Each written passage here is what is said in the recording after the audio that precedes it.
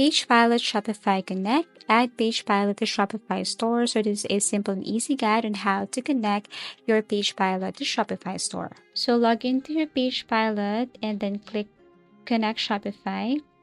So what you're going to do here is you have to connect your Shopify store. So basically what you're going to do is you have to go back to your Shopify, go to online store, get the URL of your store right here. Okay, copy this one, go back to PagePilot, and then paste the URL of your Shopify store. For Shopify key, you need to go back to your Shopify, go to settings, go to apps and sales channels. And then here, what you're going to do is you have to click this develop apps.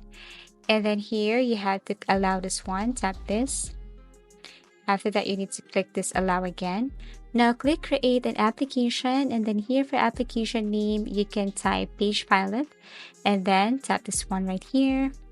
Now click this configure admin API scopes, tap this one.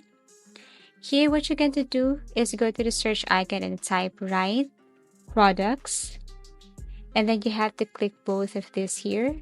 So tap write products and read products. After that, you need to replace product with themes. So write and then themes. And then here you have to click this one again, write themes, read themes. Click both, and then after that, tap save.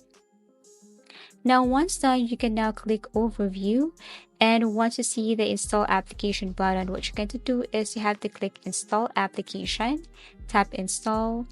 Now wait for a couple of seconds till you see a token right here.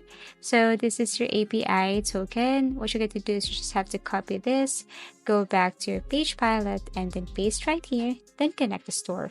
Thank you for watching, and see you again in our next video tutorials.